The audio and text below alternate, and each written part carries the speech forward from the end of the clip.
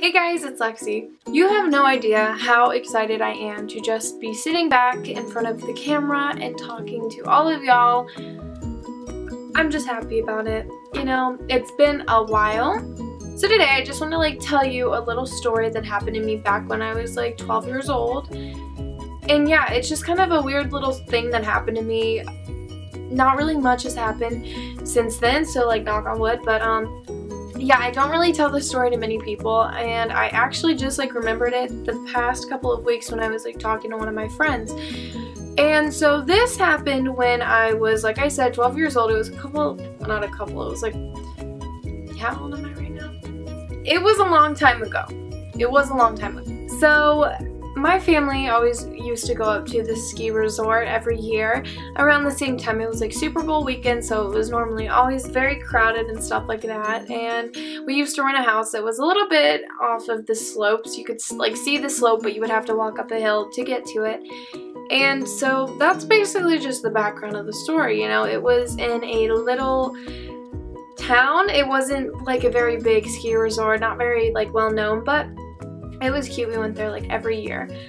And so when I was 12, I didn't have a lot of freedom. I'll say that. I didn't have a lot of freedom, you know. Literally that year was the year that my parents finally started letting me walk around in the mall alone with my friends and not have to be guided by an adult. So, you know, every little bit of freedom that I got, I would try to run a mile with.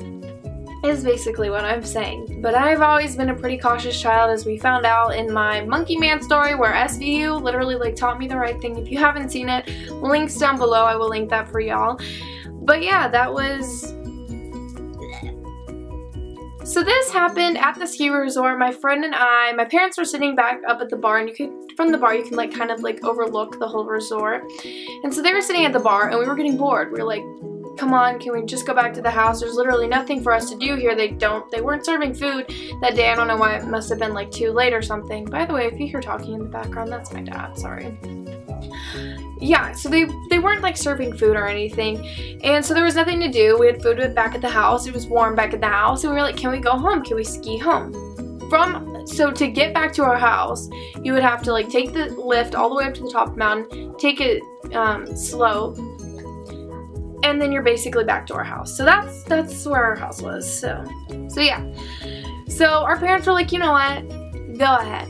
It's literally just back to the house. Nothing can go wrong or anything. But we were like, great, thank you. So we get on the closest ski lift, and there's a man who's standing behind us. And at this time we didn't see it, but when we look back in pictures, you can clearly see that this man is standing a little bit too close to two 12-year-old girls. And they're not, you know, it's a ski lift. You get on with strangers all the time. It's not that big of a deal. It didn't seem like that big of a deal at the time. So we were the two of us. Normally they just let you go, the two of us, since it's a small little ski resort. Not that many people were there. But today there were, and it was just a line of people, so we had to wait for a little bit. So while our parents are taking pictures of us being you know, kind of adults on our own, riding the ski lift up by ourselves, it's a big moment in our lives, can you tell? And so we get on the ski lift and we're about to sit down. This man scoots up and sits in the middle of us. And it was kind of weird, why is this grown man, you know, he must have been 30 or something like that, sitting next to us on the ski lift. Why did he sit in between us? But there wasn't enough time to be no, stop, get off. And we weren't going to do that anyway. We were polite, but we're riding up on the ski lift, and this man starts to talk to us. You can see that there's something off about the man. He wasn't, I don't know, you know, when you get on with an adult or when you're young, the adult obviously knows you're a child, and at this point, you know, it was obvious that we were children. We looked like children. But yeah, normally adults would be like, hey, how's your school going or stuff, but he was trying to sway the conversation in different ways. He was trying to force conversation on us, and we weren't really having it. And so we were just politely talking back and forth, and my friend said something about Justin Bieber because she was listening to music in her helmet and listening to music, and was like, oh, Justin Bieber came on. And this man started arguing with us, but he was like, oh, Justin Bieber sucks or something like that. It was a light thing, and she started getting offended, but I was kind of freaked out by the whole situation. I could just, like, it's hard to describe what it is, but, like, you can tell when there's something off about someone. It just, like, it doesn't feel right. Like, I was picking up on his vibes and they didn't feel right. And so this guy was just, like, talking about it. He was like, oh, Justin Bieber sucks. She was getting offended. I, like, shot her a look, like, do not say anything to this man. Because, just, like, you stop. I will, like, try to, like, be like, oh, I was like, yeah, you know, he's okay. He's not that bad. I wouldn't say that he sucks, but, like, trying to, like, make light of the situation because it was going someplace that I didn't want it to go, and it got so creepy so fast. So the whole way up, he's still talking to us, and he's like, so, like, do y'all come here a lot? And I was like, I mean, we come here, I don't know, like, every year, I guess. Like, just trying to, like, get him off, like, stop talking to us, just get off the ski lift. And it's a very slow ski lift, so this was, like, a very long conversation, very uncomfortable long conversation. And so he kept talking. I don't remember much. I was 12. That's a long time ago, 6 years ago, like, and so he was talking, and it was very uncomfortable, but I've said that tons of times. And we finally get off the lift, and he was like, so, do y'all want to do, like a run together? As we were, like, getting off the lift. And I was like, nope, sorry. Like, I pushed off with my poles, like, pushed him back a little bit because I didn't really want him to be there. That sounds rude, but, like, it was so uncomfortable because the way up, he was like, so, like, where are you staying here? Where do you stay? Like, all of these personal questions that should not have been being asked by a 30-year-old man to 12-year-old girls. And so we get off the lift. I'm like, nope, sorry. Get off, thinking he's gonna leave us alone. There's other slopes that you could go to. It wasn't like just one. And he, from the back, I can hear him say, guys, wait up. I'm coming with you. And I was like, no, no, no, no, no. You are not coming with us. You are not going anywhere. You need to go. And my friend had been on the ski team. I was not that fast, you know what, whatever. But I swear to God, I have never skied faster in my life. In this ski resort, there are, like, trails in the woods that you can ski through, and there are, like, jumps and stuff that make you go faster. I was going through all of those, trying to go so fast. My friend kept looking behind me, and he, like, kept coming at me with, like, his pole. He was like, guys, like, wait up, and would, like, try to come and swing, like, not, like, harshly, like, gonna try, but he kept, like, swinging, like, trying to, like, get me with his pole. And I was like, this is so weird. Like, at the time, I had no idea that he was that close to me. I thought that I was, like, Speedy Gonzales, like, going down the mountain 100 miles. But, like, I, in my head, was just saying, get to the house, get to the house, get to the house, which now, thinking back, is not smart. It ended up not being a smart thing. Then I went back to the house. And so, skied as fast as I could. She was in front of me. She stopped at the house. And I was like, I stopped at the house. And at this time, I think I had lost him on a turn. I guess I went really fast on a turn or something. And I had lost him for the time being. I popped my skis off, grabbed them literally as quick as I could. They were falling. And we heard this big, like, noise that sounded like someone had, like, crashed or, like, fallen, or we saw snow go in the air. It sounded like someone had just fallen.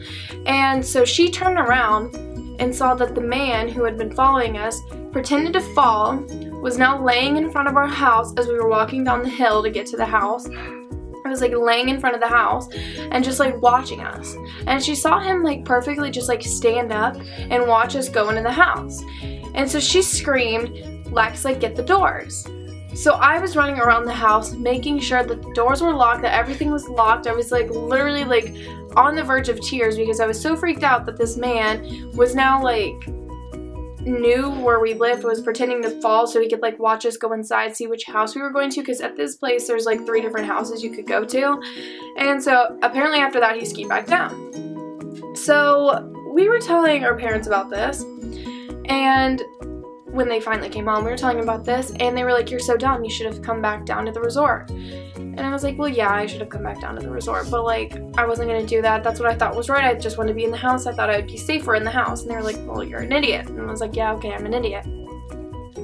So that night, my friend and I went out to the hot tub, and we kept hearing these noises, and it was very, very snowy. This place, it just always gets really snowy. I don't know. It's cold. It's cold. And so we kept hearing noises like people were in the woods. We'd hear, you know, branches crack, or, like, because this house, I'm sorry, I'm doing such a bad job of, like, painting the picture, but this house was, like, hanging over the woods. Like, there were woods you could walk down. There was, like, a little creek down there. But yeah, we kept hearing like woods, like snow crunching and like trees snapping, and we were like in our heads we're like, yeah, it's just like a deer or something, like it's an animal. We'd seen deer there all the time. So we eventually like got out of the house, or got out of the hot tub, went back in the house, you know. And this night we had ended up, my friend and I were like arguing. I remember this like very vividly because we'd been arguing about something really dumb. I think it was like clothes or something. It was like not a big deal. It wasn't even like a big fight.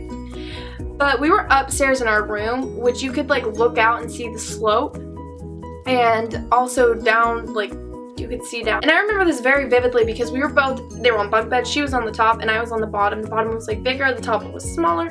And we were arguing like while laying in the bunk beds, and all of a sudden the lights, like the motion detecting lights, came on, and we were like, okay, fight's over, like that's it, we're both gonna die, you know, the stalkers come back to get us. And so we ended up like not fighting anymore, so that like stopped us from arguing. That's why I remember it.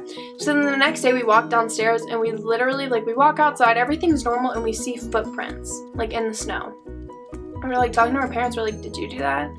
They're like, no, that's like brand new snow, like brand new snowy footprints. And we were like, okay, like that's not an animal footprint, like that's not like a deer or something like that. And they're like, no, that's like, it was freaky, like they were footprints near our house and we'd seen the detector go off. And so I think we were leaving the next day, which was fine. And I was like kind of playing with the what are they called? Oh, I was playing with the curtains, or the blinds.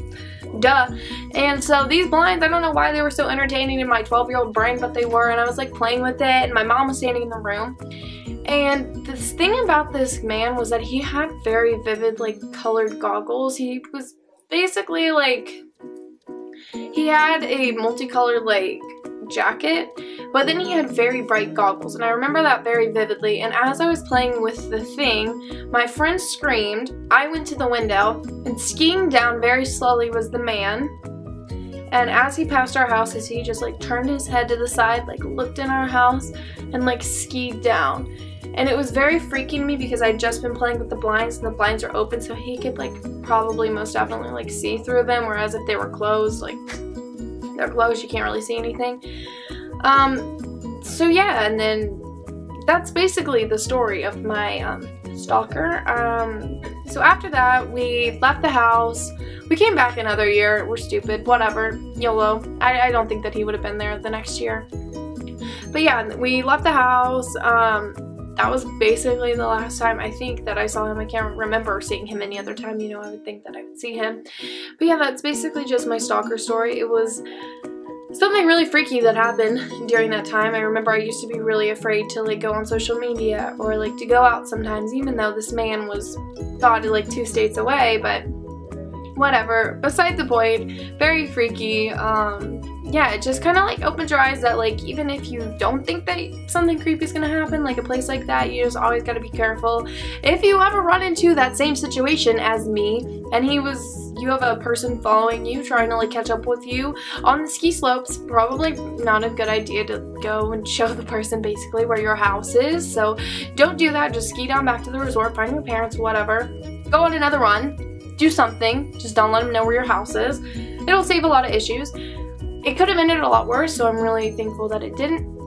I really don't think that it would have ended worse, but you never really know, especially with someone who is kind of off like that and is a 30-year-old man chasing like 12-year-old girls. So yeah, please don't forget to like and subscribe, and comment if you love the story, and comment if you have a similar story like this. If you hated the story, you know, keep it to yourself, don't comment it then. But yeah, so thanks for listening to me. I really hope you enjoyed. I'll have more videos for you coming up soon, including my prom makeup tutorial, which I've been meaning to do, but every time I have any time free, I already have makeup on, so I can't really film with makeup on. I'm trying to conserve the makeup.